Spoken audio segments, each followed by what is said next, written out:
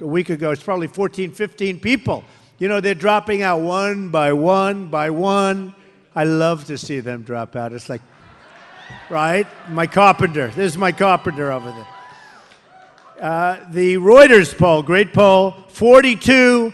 We've been traveling between 40 and 42, but 42 to 12. 12. It's a big lead. We gotta go a long way to blow that kind of a lead. You know, that's one of those, sportsmen, the golfers, they say, Johnny, he's just looking for the clubhouse. I'm looking for the clubhouse. I wish the election were like today. I really do. I wish the election were today. Now, in some countries, you can do that. You call the election. If I were president right now, I'd be calling the election. I want the election to be immediately. So anyway, so what's happened is we have, and it's a day, this is Martin Luther King Day, right? So we like that. We like that. So in South Carolina, one other, 35% to 15%. And in Iowa, CNN, 33% to 20%. I'm leading, by the way. You know, you don't hear that. They never quote the CNN poll. They always like to quote other polls where they're a lot closer or whatever. But I think we're going to do very well. I think Iowa's going to be a tremendous success. We're up there all the time. I'm going there tomorrow. I'm going there the next day. I'm coming back here. You're going to see me so much in New Hampshire. You're going to be so tired of me. You're going to say, keep that guy out. Keep him out of here. But we have to win. You know, we have to win. I mean, it's sort of interesting because I look at the different candidates and I'm starting to spend money only because I feel guilty. Honestly, you know, you have a poll like that where you're 33 and 42 to 12. I see one 42 to 12. And yet somebody would say, why are you spending money? I have to spend because, number one, I don't want to take any chances. And number two, I do feel guilty a little bit. You look at Bush, he spent $69 million. 69. He's in favor of Common Core. I'm totally against Common Core, by the way. You got to be against. A guy like him, he's weak on immigration. So I say, how do you win when you favor Common Core? He wants your children to be educated through Washington, through the bureaucrats who are making lots of money, $250,000. That's not going to happen in New Hampshire. It's not going to happen in Iowa. It's not going to happen in South Carolina. But it just doesn't make sense. And then to top it off, very weak. Remember, they come in as an act of love, right? They come across the border as an act of love. You can't do that. So doesn't work. So we'll see. But he spent $69 million, and I've spent essentially nothing. I mean, almost nothing. And that's what we need for our country. We need, as an example, right? That's the kind of thing, right? We need, like, as an example on education, all very important. Everybody here believes in education strongly. And we're number one in the world in spending per pupil by far, right? By far. We're so far ahead of everybody else in terms, number two isn't even close, okay. But we're number 28 in terms of results. So we're number 28 in the world as a country, number 28 in the world, but we're number one in spending. So in the campaign, I'm reversed. I'm number one by far, and I've spent the least. And they actually had a graph the other day in the Wall Street Journal, which was interesting. It was a big circle, and they had the money spent and the result. And they said, Trump is least money spent, so I'm least here, and best result. Isn't that great? Isn't that great? And I love telling that story because that's what we need. But the problem is, I'm going to start spending some money because, you know, I'm $37 million under budget. Can you believe that? I thought I'd have...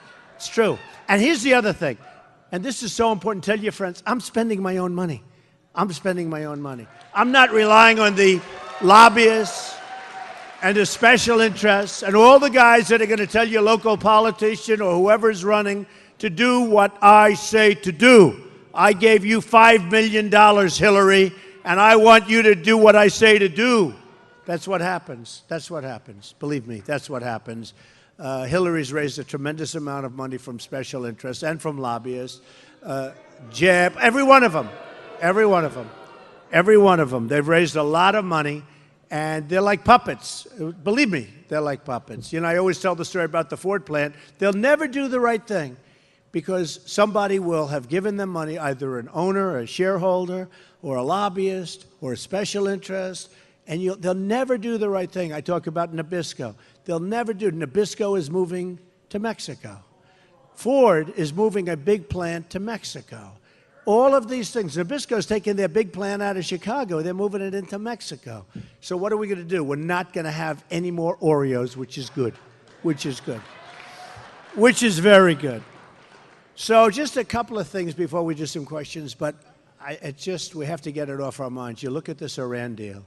We're $150 billion. We get our prisoners back, but they get far more back than we do. They get 14 off Interpol, which is serious people. These are seriously bad dudes on Interpol. You know, these are serious bad. They get access to oil. They can sell oil. They get access to free money. They get everything. We get nothing. We get nothing. And this is what happens. And then last week, what did we see last week? The sailors. 10 sailors. They get what happened. Now, how bad was that when you think? Do you ever see it? So they're put in a begging position with their hands up, guns to their head, over nothing.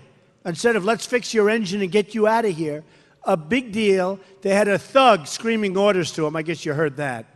And we just can't let this stuff happen with our country. We're being scoffed at. We're being laughed at. Now, you get back down to trade, and you look at what's happening and how we're being sucked dry. And the people of New Hampshire and the people, frankly, of New England, do we love Tom Brady, by the way? Do we love? Right? Huh? Is he the greatest? You see the other game? It's so nice. You know, I have friends, they own teams, and Bob Kraft is a great owner, and you have a great coach in Belichick. But, you know, I just watch bing, bing, bing, bing, touchdown. Boom, boom. Then I have other friends, they have quarterbacks. Oh, yeah, interception, problems, fumble. Brady, you're lucky to have Brady. He's my friend, but you're lucky to have. So we've got to do some things. You know, one of the bad parts about the deal is you're going to now have, $150 billion for 4 people. You're going to have a lot of things happening that are bad. So this morning, I understand they did 3 kidnappings in Iraq. Now they're going to say, oh, give us billions, give us billions. You know, once you do this and once you allow this to happen, it's a very, very bad thing going on. It's very bad. And when they see the weakness and the stupidity of our leaders, it's not a good situation, folks. We have to change. And we can change fast. We can change gears like you wouldn't believe. We're going to make our military so strong, so powerful, nobody's going to ever mess with us again.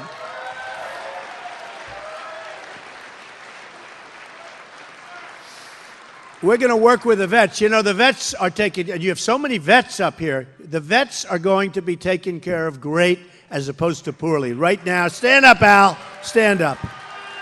This guy has been with me. Al has been with me from the beginning. Oh, I hope we win, Al, because I'm never forgetting you, man. Every time I make a speech, and he's there really representing the vets, and he's a powerful guy, and they love him, and I love him too, but stand up, Al. Just stand up by yourself, right? Stand up. Turn around, Al. See how handsome he is? Yeah, appreciate it, Al.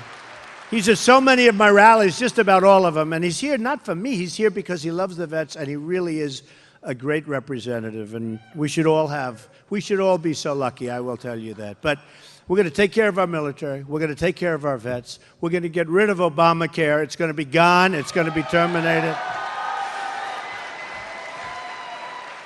And it's going to be replaced with much less expensive, much better health care. We're going to get I don't know if you notice, I mean, I'm sure you do, but the premiums, right?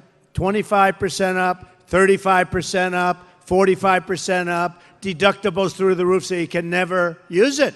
I mean, unless you get hit by a total tractor or something, you can't use it. No, the deductibles are so high. I get more complaints about the deductibles than I get about the increase. Because you can't use it. There's nothing to use. You got to be, I mean, literally, you have to be dead. It's a very bad thing. So Obamacare is going to be repealed and replaced, and that's going to be it. Amazing. We're going to have borders, and the borders are going to be strong borders. And people are going to come into the country legally. They're going to come in legally.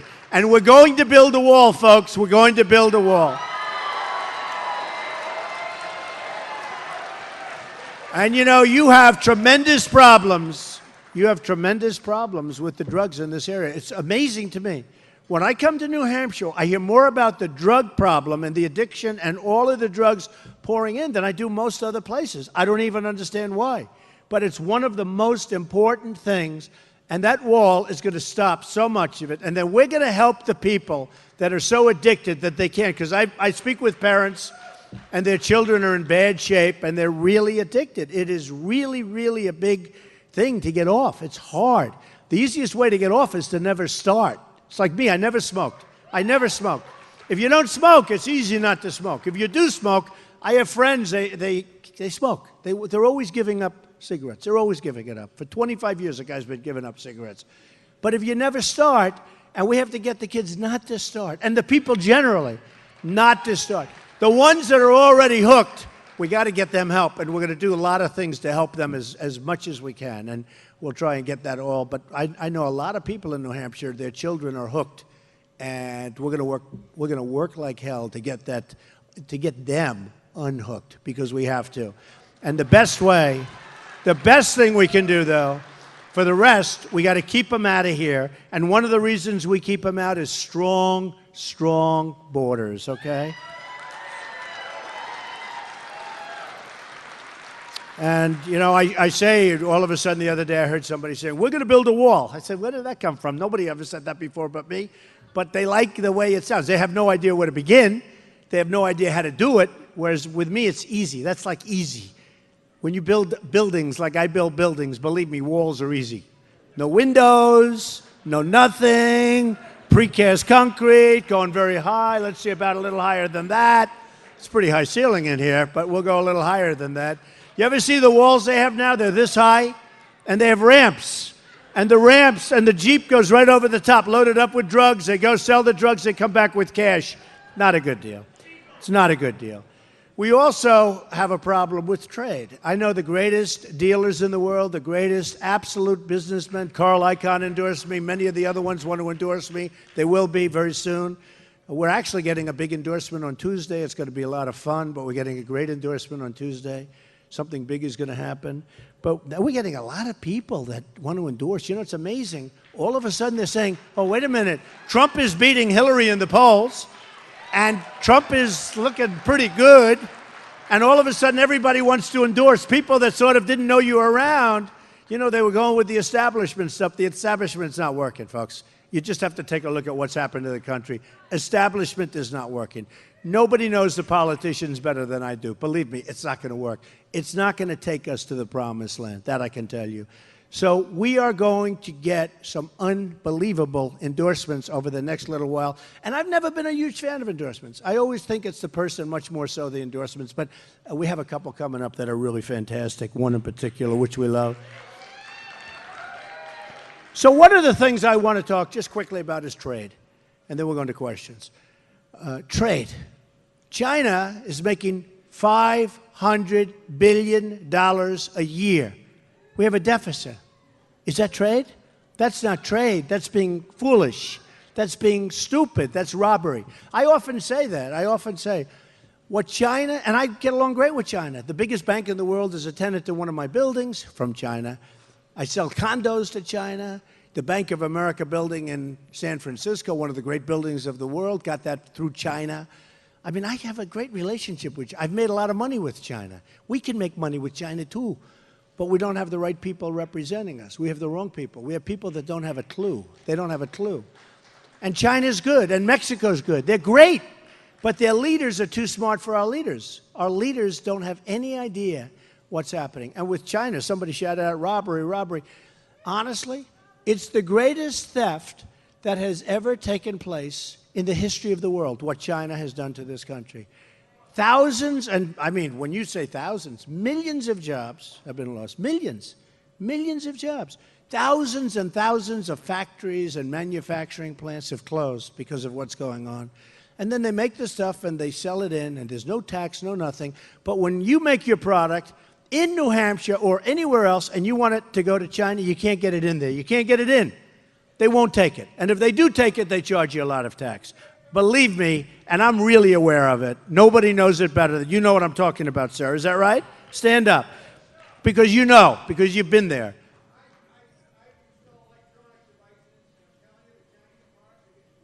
Yeah, and we make better product. That's right. Hey, do you remember, somebody brought this up the other day. Do you remember, some of you are too young for this stuff, but some of us, unfortunately, are old enough that we remember it. It used to say proudly, made in America or made in the USA, right? You don't see it anymore. And then you'd have tags, made in Japan, and that was the cheap, that was the bad stuff. That was the cheap stuff. It would say made in Japan, and everyone would say, oh, made in Japan. But we used to have made in America, made in the USA, and that was an unbelievable tag. We don't have that. Do they have that anymore? I don't even see it anymore. It doesn't say made. We're going to put made in the USA. We're going to put made in America. We're going to have it back. So here's what's happened. Trust me, the trade is going to be so good. I'll take a Carl Icahn. I'll take some of these guys that are the best in the world. I'll say, check out China, please, trade agreement. They will be so, they don't want money. They just want to do something. You know, believe it or not, these people love the country. It's a different, they're very rich. They don't want salaries. They don't want anything. They want to help. And it's so easy for them. It's like second nature. They love it. For them, it's a game. And they love the country, but it's a game. And there won't be any more China making $500 billion. Think of it.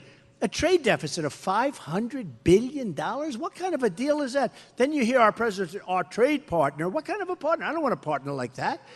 We got to get it to neutralize, to evenize, and maybe we can even make something if we're really smart. Watch what happens. Okay, because we have the best people in the world. Now, what happened is when Paris was so horribly hit, all of a sudden, my poll numbers went up 11 points, remember? Because everyone thinks that Trump is going to be tougher and sharper and all that, and believe me, I am. Trust me, I am. But all of a sudden, my poll numbers went, and that's when they went into the 40s. And I didn't know. I said, what happened? And they said, Paris. I said, what happened in Paris? And it was a problem that I've been talking about, radical Islamic terrorism. And you know what? We have a president that won't even mention the term. He won't talk about it. And unless you talk, unless you talk about it, now here's the problem with booing. The press will turn that around and say, Trump got booed at the event. He did not boo. No, because they are the most dishonest people on earth, okay? See that booing? I love to hear that booing because that means you agree with me. But they'll turn it around and say, do you know that Trump got booed today? Oh. And I'll say, I didn't get booed. It was, right? It was like a love fest. I said, we have a love fest. But, oh, they're dishonest. Thank you.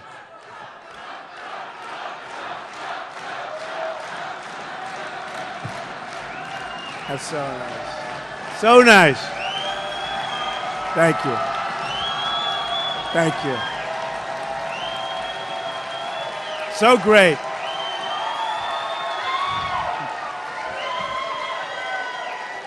All right. Well, now they'll have a hard time saying it, but they'll figure a way to do it anyway. Okay, these people, they are bad people, let me tell you. So, a couple of things. We're going to solve trade. Trade's going to be great. But it changed because I announced on June 16th, and almost from the beginning, we've been number one. We've been number one in every poll. Now we're number one by far on virtually every poll. But almost from the beginning. But, you know, when I announced, I was talking about trade, I was talking about Obamacare, I was talking about all these different things that we're going to do. But all of a sudden, I started saying, you know, we're going to start talking heavy into security, not just the border. We're going to be really talking about security, and we're going to be talking about ISIS because we have to blow them off the face of the earth. No, we have to. We have to. And I was against the war. I tell you what, it's, you know, I say it because I think in terms of vision when you vote for somebody, but the truth is I was against the war. I said you're going to destabilize the Middle East and all. But then the way we left was so bad, where Obama gets up and he announces the day that he's leaving. So the enemy says, really? They pull back, wait till we leave, and now they're going to town. And we don't have Iraq. Iran is taking over Iraq. I said you're going to destabilize. So Iran not only is getting the great deal with $150 billion, plus they'll be able to do whatever they want with the nukes. They can buy the nukes. They don't have to do anything with the kind of money they have. But they're taking over Yemen, right? They're going to take over Syria. They're taking over, most importantly, in a sense, they're taking over Iraq. Iraq has the second largest oil reserves in the world. So I used to say they made a great deal for the $150 billion. That's peanuts because they're taking over Iraq. They've been after Iraq forever. They'd fight with Iraq. They were the same. Boom, boom, boom. They'd fight for years, then they'd rest. Then they'd fight, then they'd rest. They couldn't get 10 feet. They'd go, the other would go. That's the way it was. Now, they just walked in. We decapitated him, and we left. And the way we got out was so foolish.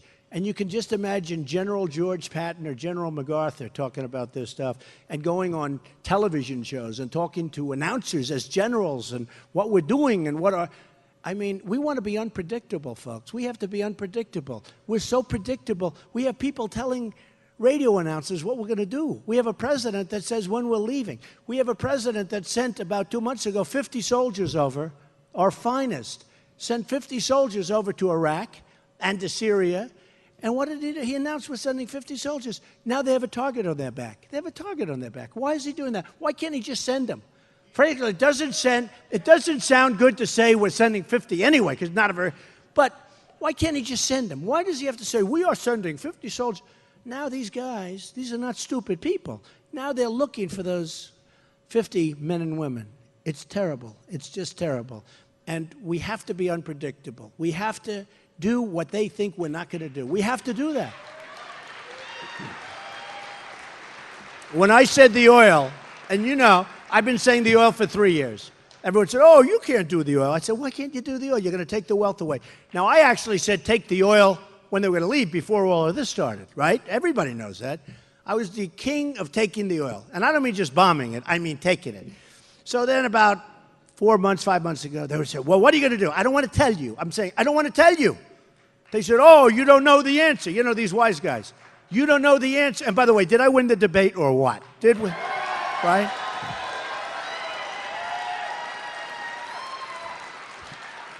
But, you know, they're wise guys. They're saying, well, you don't know. Maybe you don't know the answer. Maybe you don't know.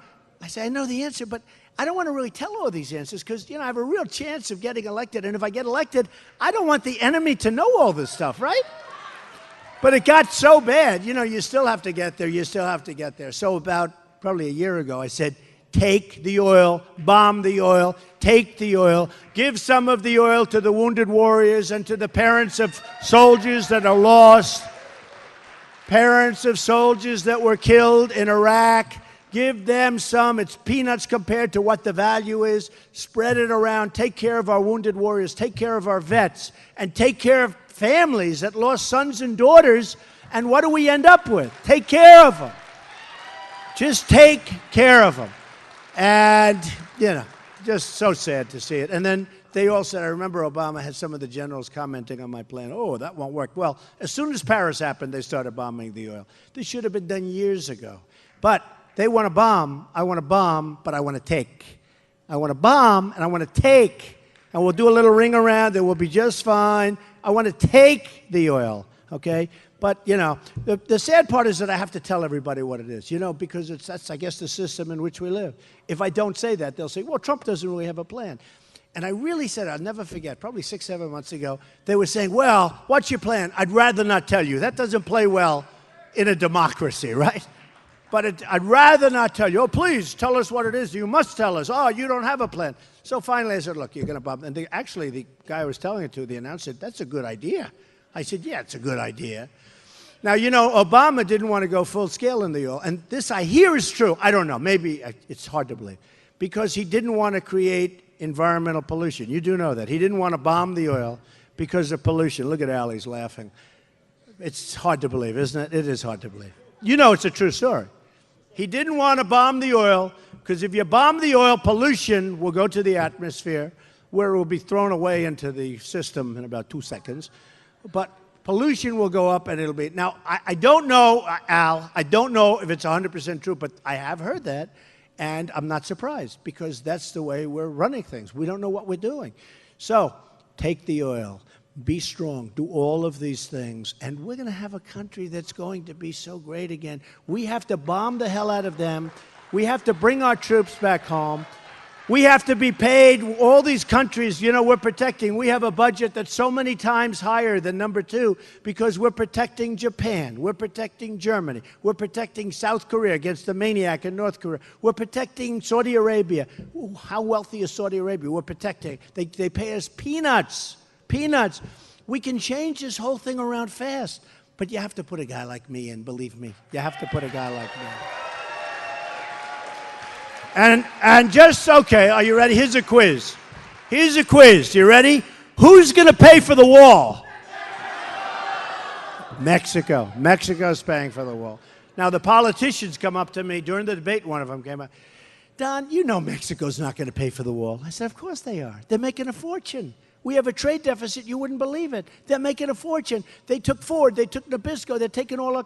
Of course they're going to pay. That's peanuts.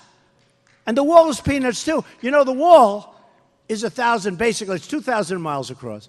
But we only need 1,000 miles of wall, okay? Even less, but let's say 1,000. We want to do a super-duper job, right? We want one that absolutely, we want no wrinkles. But we're going to do a wall. It's going to be 1,000 miles. So China, right? Great Wall of China. China, 2,000 years ago, built a wall that's 13,000 miles long. 13,000! And that wall is seriously big, by the way. You look at that sucker, you're not getting through that one easy. So, you know, we have a little better material nowadays, like prefab. They didn't have prefab. They had let's lug stones over there. But China, 2,000 years ago, did this incredible job, and they built a 13,000-mile wall. We have 1,000 miles. We can do it so fast, so easy. But the guys, the politicians, have no idea. One of the reasons, you know, it was going to be built, but one of the reasons, this is another environmental story, one of the reasons it didn't get built. Now, here's a wall for security, for safety. One of the reasons it didn't get built is they couldn't get their environmental impact study approved. Can you believe this? Meaning a snake, a tortoise, a snail, something with... nobody knows more about environmental impact statements than me, believe me. You got to get them through. You got to get them through. Sort of interesting. In the South China Sea, China's building islands, fortresses. They're building runways, military. And they have these massive excavators, massive, with buckets half the size of this room, and they're scooping into the ocean. It's the South China Sea. Won't have any impact, believe me. Okay? They're digging and throwing and digging, and they're building these massive islands in the middle of the sea. And we can't do a wall. It's crazy. And I said to a friend of mine from China, I said, let me ask you a question. And I was kidding. How long did it take them to get their environmental income statement approved, but to get their environmental statements approved? How long did it take? And he looks at me and says, oh, we don't do that. We don't do. Let me tell you. They said, let's do it. You know when they started digging? The following day. With this country, it's like, let's go through 20 years of environmental research on a poisonous snake that we want to keep alive, okay? So we don't know what we're doing. So we're going to make our country great. It's going to be greater than ever before. We're going to have a good time doing it. New Hampshire, I want to thank you, because from day one, everybody has said that you're with me, and I love you. I love you. I love you. And we had a couple events like 2 weeks ago in New Hampshire where the weather was so bad. In fact, my pilot said, no, Mr. Trump, this is something you shouldn't do. What was that? Is that a dog? Uh-oh. It's Hillary. Only in New Hampshire, right? That was first it was the screechy dog, then it was a very serious dog, right?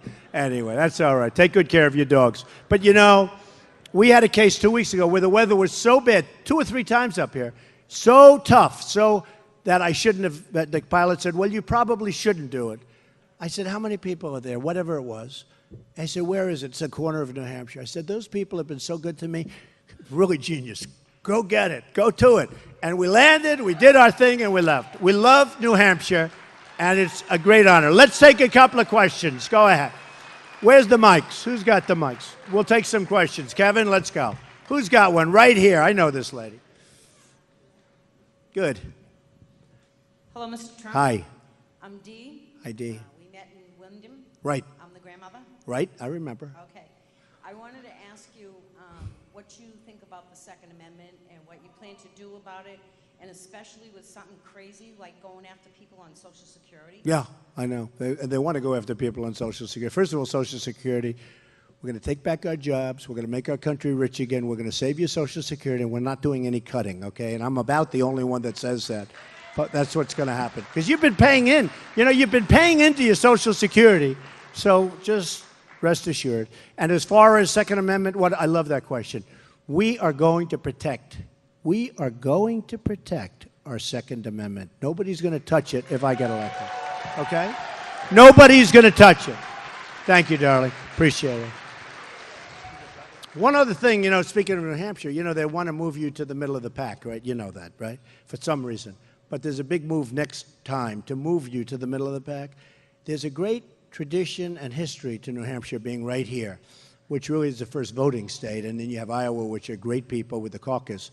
But I will tell you that we are not moving you, and we are not moving Iowa. You're staying. I win. You're not moving. You're not moving. You know, if you move, all of a sudden you won't see anybody. That wouldn't be any fun, right? But you're not moving. But there's a big move to move you back into the middle of the pack. It's not going to happen. I win. It's not going to happen. Not going to happen. Zero chance. Okay?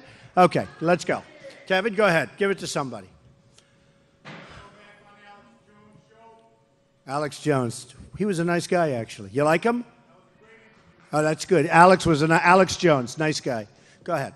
Hi. How are you? My name's Haley. Hi, Haley. I'm 16 years old, and you always say you're going to hire the best people to work under your administration. Right. Who are the best people? Well, many different people, and they come from all over, and they're all different. But one of the things, and one of the groups of people I talk about all the time, I know the greatest business people in the world, the greatest in the world, and we're going to use them for our trade deals now, folks. We're not going to use political hacks so that we end up in these crazy deals where we lose our jobs, and we lose our money, and we lose everything else. And the other thing is administration with the VA. We're going to get the greatest administrators. We're going to put them into the Veterans Administration. We're going to take care of it. Military, I'm going to find the right guys. We're going to find General MacArthur. We're going to find General Patton, meaning a young General Patton, a young General MacArthur. We're going to find great leaders in our military, and they're there. You know, whether it's West Point or Annapolis or the Air Force Academy, we have great people here. We don't use them. Maybe they were a little bit rough. Maybe they one time used a bad word, so now he's not going to be a general, even though he's 10 times better than anybody else. We're going to find our great people, and we are going to use them. Maybe you'll be one of those people someday. And by the way, speaking of great people, I have my daughter, Ivanka. Hey, come on. I have my daughter, Ivanka, here.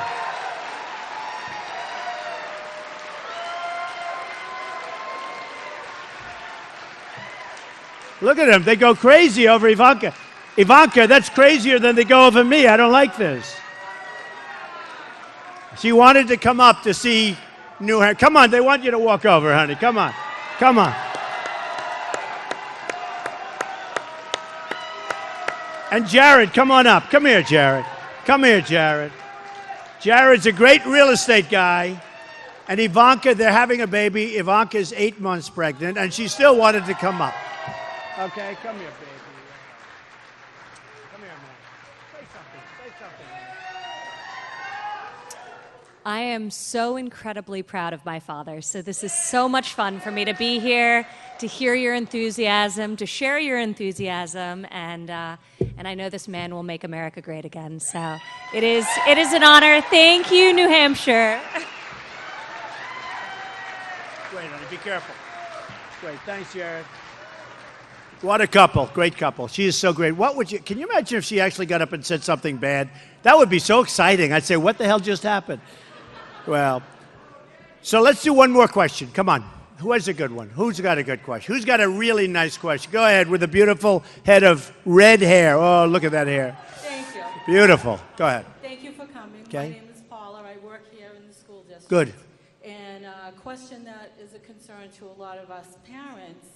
Our children are graduating with tremendous debt. I know. And what are you going to be able to do to help them get the Correct. debt down and find jobs? Right. Okay. Now, the most important thing is jobs, because I must tell you, more than any other question, especially when I'm in certain areas like this where we're in schools, I get the questions on schools. The kids are choking on debt. They're borrowing the money, and what the colleges are doing is they're taking the federal money. They don't view the kids. The kids are like a middleman. You understand that. So they get this loan, and the colleges now all of a sudden are saying, well, we're going to pay more to ourselves. And you see what's going on with the cost of colleges. And the big loser on this is the children, because the children have all of this debt, and they're basically passing it on from the government to the college. And the colleges make a fortune. The government is actually making money. It's probably the only thing the government makes money on. You know that. The most profitable thing, we're going to do something to get those costs down, but we're going to do two things. We're going to knock the hell out of the cost, because what they're doing in the colleges is really unfair. You understand what I mean. They're just raising it. It's going up like astronomically because they have all this money from the federal government through the children. We're going to do something very, very profound. You're going to like me a lot in about 6 months, especially if I get in. You are going to really like me. Okay, I thank you. The other thing, and the second part, and this is almost more important ultimately, because you'll have kids, maybe your daughter or maybe your child, where they go out, they go to a college, they put debt up to their neck, they can't breathe, they work hard, they get great marks, they're good students, they work, and then they graduate, they can't get a job. I'm taking our jobs back from China. I'm taking our jobs back. We're going to have so many jobs. I mean, you look at with NAFTA and with all of the things, you look at what happened to New England, you look at what happened to New Hampshire, we're bringing our jobs back. Because ultimately, that's going to be the most important thing. We're not going to be the stupid people anymore. We're bringing our jobs back, okay? Thank you. Thank you, everybody. You are amazing people. I appreciate it. Thank you.